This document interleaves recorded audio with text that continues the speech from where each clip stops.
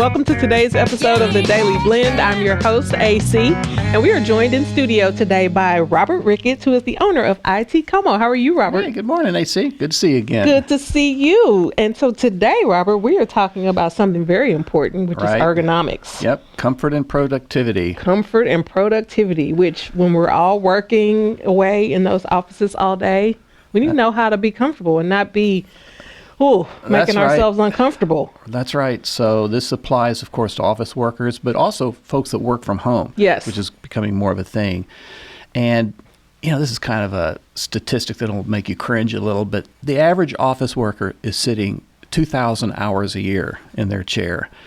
And so we want to make that whole situation as comfy and non-injurious as we can. Yes, that's very important because when you think about it in the terms of 2,000 hours a year sitting, that's a lot of sitting hours. Right. And you definitely want that to be as comfortable as possible. Yep. And I got to tell you that my office is not. Well. So, okay, let's get into it. Okay, so exactly what is ergonomics? A big word. Yeah, so it's just the study of how humans interact with their environment, and it's with a kind of a emphasis on furniture and equipment and making sure that it's compatible with you and that you're not being injured by it. Okay, because it can injure you. Yeah. It can injure you. Okay, so your computers, your monitors, all those play a part too? That's right. So most of us that are sitting in offices all day, we're computer screens are in front of us, the monitors, our keyboard, the mouse. We want all of these things at the right height. We want monitors that make us productive, that increase our productivity, not just like maybe that one single monitor, but a couple of monitors, maybe an ultra-wide monitor, so that the monitor is not hampering you getting your work done. You're not moving windows around, closing and opening a lot of things. The monitor should not hamper you, and there's ways to help fix that. Okay, so so the dual monitors is a good thing? Well, now some of the newer technologies are ultra-wide screens. So dual monitors are great, but you have that bezel gap right in the middle of your line of vision. That's not so good. Triple monitors could fix that because you have one right in front of you. But now ultra-wides are becoming a thing where you can park the window anywhere you want. All monitors are as much as 4 feet wide and with no bezel gaps, so you have lots of real estate to put your stuff. So you can create the two screens in that ultra-wide monitor. That's right. Okay. All right. I like that. We'll look into that. Okay. Here's a big one that we can control ourselves. That's right. Posture. Posture. So the desk, the chair, all of these things go towards your posture. You want your arms to be at the right height. Your forearms ideally should be level, not doing that, not reaching down too much.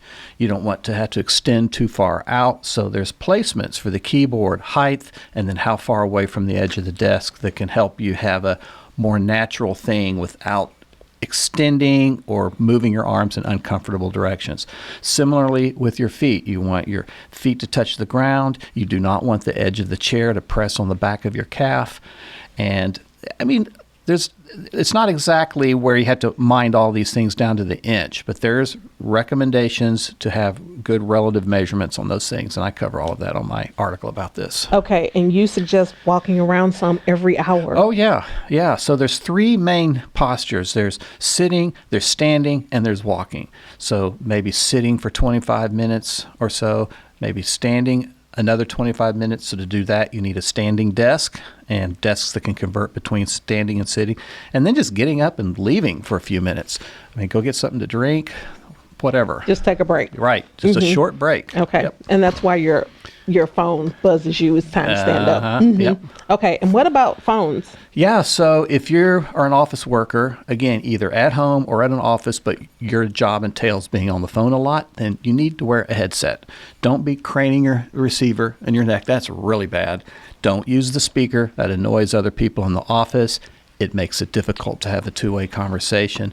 So you wear a little headset. That's what I do when I'm doing remote work. Yeah. Can I also suggest that people don't talk on their speakerphone when they're out in public? Oh, yes. Okay. That was just an aside. I'm sorry. Right. Sorry. Went down a rabbit hole. Okay. How about your desk? We talked about being the correct height. Standing desk. Okay. So my wife also works from home. So to help her have a better time of doing that all day, she has a motorized desk that can raise up. It can lower down. We bought it at Costco for like $100, you know, so it wasn't very expensive. And that gives her multiple postures during the day. And then, of course, she gets up and walks around some. So it's good to her body. It's not going to cause fatigue from being in one position too long. Yeah, perfect. Okay. And your chair. Yeah, the chair is a biggie because that's what you're sitting on for 2,000 hours. So you want a chair that has all the adjustments. You want the height, how far it leans back, how strong it leans back, armrest, headrest, the lumbar support is important. And kind of thing a lot of folks don't think of is you want a mesh bench where you can kind of see through it, and a mesh back, because that ventilates and it keeps you cool or warm and more comfortable. Sadly, those chairs are not cheap. They can cost $1,000. I was going to say, so probably don't cheap out on the chair. No, because that chair, 2,000 hours a year. Yeah. So you want to be comfy. And so that goes into the ROI, right? Right. So to do all of these things in a typical office, including the computer, monitor, chair, proper desks, that's probably going to be in the neighborhood of $3,000, more or less. But the ROI for your employee is going to be more than worth it. Yeah, because there is nothing like, I don't know if you've ever sat at an ill-equipped desk for a long time. You feel terrible. Yep. You feel terrible. Your neck is hurting, your back is hurting. And so if you think about it, is it really worth it? Is it not worth it to go ahead and pay for quality and cry once? That's right. Yeah.